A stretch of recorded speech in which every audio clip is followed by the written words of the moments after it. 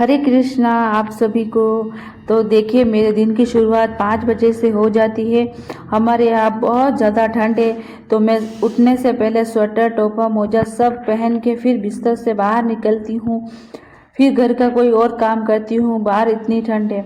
तो उसके बाद मैंने नहा लिया है, और नहाने के बाद मैंने ये दूध गर्म कर लिया है। दूध में अपने कान्हा को पिलाती हूँ, और उससे पहले मैंने खाना बना लिया था और घर के बाकी सब काम कर लिए थे। तो अब मैं आई हूँ अपने कान्हा जी के मंदिर में, और उनको अब मैं जगा रही हूँ प्यार से। और उनको जगाने के बाद मैं उनको नहला धुला के उनकी सेवा करूँगी। अब मैं उनको दूध का भोग लगा रही हूँ, और उनके सारे बिस्तर है जो मैंने अच्छे से समेट के रख दिए हैं। तो उसी तरह से मैंने अब उनको नहला भी दिया है, और उनके वस्त्र भी मैं पहना रही हूँ, और अच्छे से तेल मालिश करती हूँ, क्योंकि सर्दियाँ बहुत है तो उनकी भी स्किन खींचती है तो हमारी खींचती है, तो इसलिए मैंने उनको तेल से मालिश की। और उनको मैंने ये सर्दियों के कपड़े ही पहनाए, ये स्वेटर है उनके जो मैं ये पहना रही हूँ, और अच्छे से वो खुश हो जाते हैं जब मैं उनकी तेल मालिश करती हूँ। तो ये देखिए आप भी दर्शन कर लीजिए, और मैं अपने दिन की शुरुआत उनकी सेवा करके करती हूँ। मैं यहाँ सूर्य देव को जल समर्पित कर रही हूँ। मैंने आज से ये काम शुरू कर दिया है। पहले मैं करती थी तो बीच में मैंने ये बंद कर दिया था, क्योंकि मुझे बहुत सारे हेल्थ इशू हो गए थे इसीलिए, और मैं सुबह जल्दी उठ नहीं पाती थी। अब मैं ठीक हूँ, तो अब मैं ये हनुमान चालीसा का पाठ कर रही हूँ, जो मैंने आज से ही शुरू किया है। तो आप भी शुरू कर सकते हैं, उससे बहुत ज़्यादा पॉजिटिव ऊर्जा महसूस होती है हमें, और हमारे पढ़ाई में भी मन लगता है। तो आप भी चाहे तो हनुमान चालीसा का रोज़ पाठ कर सकते हैं। तो देखिए मैं रोज़ के 3 पाठ हनुमान चालीसा के कर लेती हूँ, उससे मुझे पूरे दिन अच्छा महसूस होता है, और पूरे दिन ऊर्जा मेरे बनी रहती है। ये मैंने 2 घंटे का टाइमर सेट कर दिया है।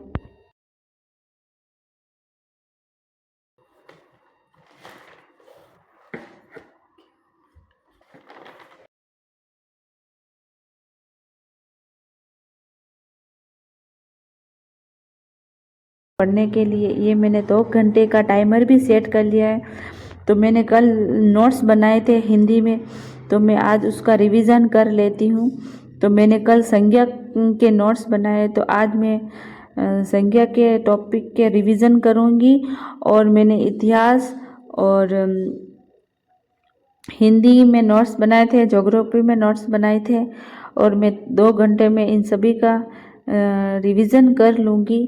और उसके बाद मैं वापस से मैं अपने जो नोट्स बनाने का काम है शुरू में, अब वही करना पहले ज़रूरी है, क्योंकि हम वीडियो देखने के बाद वीडियो में जो भी पढ़ाया हुआ होता है हम थोड़ी देर याद रहता है फिर भूल जाते। तो उससे अच्छा है कि हम अपने नोट्स बना लें, जो भी पढ़ाया एक दिन बाद हम उसे रिवीजन करते रहे साथ के साथ, तो वो हमें याद होता रहेगा। तो मैंने अपना जो भी कल पढ़ाया हुआ था मैंने रिवीजन कर रही हूँ मैं, और पहले मैंने लिखा था और उसके बाद मैं अब रिवीजन कर रही हूँ। तो आप भी इस तरह से शुरू में तैयारी कर सकते हैं। तो सबसे पहले आप हिंदी का नोट्स बनाइए। जैसे मैंने संज्ञा का बनाया, आज मैं सर्वनाम का बना दूँगी, कल बनाया था वो मैंने। तो उसी तरह से मैं अब रिवीजन शुरू कर चुकी हूँ। और उसके बाद मैंने ज्योग्राफी में नदियाँ और अपवाह तंत्र नदियाँ वो सारे नोट्स बना के रखे हैं, और राजस्थान के प्रमुख व्यक्तित्व उनके भी नोट्स बना लिए। अब तो धीरे धीरे मैं सारे एक टॉपिक वाइज नोट्स बनाने लगी हूँ। तो उससे क्या होगा कि हमारे साथ के साथ नोट्स भी बन जाएंगे, और हमारा रिवीजन भी होता रहेगा। अभी 1-2 महीना अच्छे से नोट्स बना लेंगे और साथ के साथ रिवीजन भी करते रहेंगे, और बाद में हमें आसानी होगी याद करने की, और हमें इधर उधर क्लासों में भटकना नहीं पड़ेगा ऑनलाइन। और आप जिसको अच्छी तरह से समझ में आ रहा है उस टीचर से आप पढ़ सकते हैं। ऐसा नहीं कि आप अपनी दूसरे के कहने से पढ़े। जो भी आपको यूट्यूब पे कहीं पे भी अच्छा जो भी टीचर आपको पढ़ाए, आपको लग रहा हो कि नहीं मैं हाँ अच्छा पढ़ सकता हूँ उसे, वो जो टीचर ज़्यादा बातें करते हुए नहीं, अब टॉपिक से मेन मुद्दे से बात कर रहे हैं और वो अच्छे से पढ़ा रहे हो और आपको समझ में आ रहा हो, उसी से आप पढ़ सकते हो। बाकी सभी टीचर यूट्यूब पे अच्छे ही पढ़ाते हैं, तो आप भी इसी तरह से तैयारी कर सकते हैं। आज मैं जो ग्रुप में ये नोट्स बना रही हूँ, राजस्थान का स्थलीय विस्तार, ये वाला मैं आज नोट्स बना रही हूँ और मेरे को कम से कम इसमें भी 3-3.5 घंटे लगे थे और मैं आज ये नोट्स कंप्लीट कर दूँगी। कल मैं इसका रिवीजन करूँगी और आप भी ऐसा कर सकते हैं। अगर आपको ये 4th ग्रेड की तैयारी करनी हो, मैं मेरे हिसाब से तैयारी कर रही हूँ। अगर आपको भी मेरा तरीका कहीं गलत लगे तो आप मुझे कमेंट करके बता सकते हैं कि मैं गलत कर रही हूँ, और आपको अगर अच्छा भी लगे तो भी आप मुझे कमेंट करके बता सकते हैं कि हाँ मेरा तरीका आपको पसंद आया। और हमारे यहाँ बहुत उदयपुर में बहुत ज़्यादा ठंड है, तो मैं स्वेटर शॉल टोपा सब पहन के बैठी हूँ और मैं ये नोट्स बना रही हूँ और साथ के साथ लिख भी रही हूँ। इससे मुझे आसानी होगी रिवीजन के टाइम पे। तो आप भी अभी शुरू में नोट्स बना लीजिए अच्छे तरीके से, तो उससे क्या होगा, रिवीजन करेंगे तब हमें आसानी होगी और हम भूलेंगे नहीं। अगर ये आपको याद भी नहीं हो रहा तो रोज़ का रोज़ आप जो लिखा है उसे पढ़ते रहिए। जैसे जैसे आप पढ़ते रहेंगे आपको वो नोट्स समझ में आने लगेंगे और आपके द्वारा लिखे हुए नोट्स। मैंने आज राजस्थान की स्थिति विस्तार के बारे में पढ़ा था। राजस्थान का कुल क्षेत्रफल कितना है, जो भारत के क्षेत्रफल का कितना प्रतिशत है और वर्ग मील कितना है, उत्तरी अक्षांश से उत्तरी अक्षांश और पूर्वी देशांतर कितना है, और हमारे राजस्थान में उत्तर से दक्षिण कितने किलोमीटर है, पूर्व से पश्चिम कितने किलोमीटर है, कर्क रेखा की लंबाई राजस्थान में कितनी है, कर्क रेखा डूंगरपुर बांसवाड़ा के मध्य से गुजरती है, स्थलीय सीमा कितनी है, अंतर्राष्ट्रीय सीमा कितनी है और रेड क्लिफ रेखा कितनी है, पाकिस्तान से कौन से जिले सीमा बनाते हैं और अंतर्राज्यीय सीमा की कुल लंबाई कितनी है।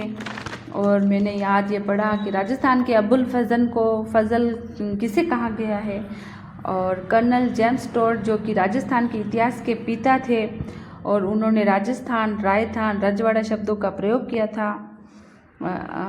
और मैंने बहुत कुछ आज के नोट्स में पढ़ा था और वो कल मैं उसका रिवीजन करूँगी। अंतर्राज्यीय सीमा की कितनी लंबाई है और पाकिस्तान के कुल 9 ज़िले हैं, वो हमारे राजस्थान की कितनी सीमा बनाते हैं, और पाकिस्तान के 52 नगर राजस्थान के अधिकतम और तथा उमरकोट न्यूनतम सीमा बनाते हैं। सर्वाधिक उपखंड वाला जिला जयपुर ग्रामीण है और राजस्थान का न्यूनतम तहसीलों वाला जिला जोधपुर है, और राजस्थान का सर्वाधिक तहसीलों वाला जिला जयपुर ग्रामीण है और न्यूनतम तहसीलों वाला जिला जोधपुर है। राजस्थान की स्थलीय सीमा अंतर्राष्ट्रीय सीमा पाकिस्तान के साथ 170 किलोमीटर की लगती है। पंजाब के साथ हमारी सीमा 89 किलोमीटर, हरियाणा के साथ 1262 और यूपी के साथ 877 और एमपी के साथ 1600, गुजरात के साथ 1022 और पाकिस्तान के साथ 170 किलोमीटर की सीमा बनाते हैं। पाकिस्तान के साथ लगने वाली रेखा को रेड क्लिफ रेखा कहा जाता है। ये सभी आज मैंने पढ़े हैं और आप भी इसी तरह अपने नोट्स बनाइए और रिवीजन करते रहिए। आज का आपको वीडियो अच्छा लगा हो तो मुझे कमेंट करके ज़रूर बताइए और मैं इस वीडियो के माध्यम से और कुछ अच्छा कर सकूं, उसके लिए आप कमेंट कीजिए। और मैं जितने भी घंटे पढ़ती हूँ उसका मैं आपको लाइव डेमो आप मेरे साथ भी पढ़ सकते हैं। जैसे कि मैं 1 घंटा पढ़ूँ, मैं टाइमर लगा दिया, मैंने बीच बीच में बंद कर दिया था क्योंकि वीडियो बहुत ज़्यादा लंबी हो जाती है, और मैंने आज अपना 4-5 घंटे का टारगेट पूरा किया है। तो आप भी उसी तरह अपनी तैयारी शुरू कीजिए। अगर आपको मेरा वीडियो अच्छा लगा हो तो कमेंट करके ज़रूर बताइए। धन्यवाद।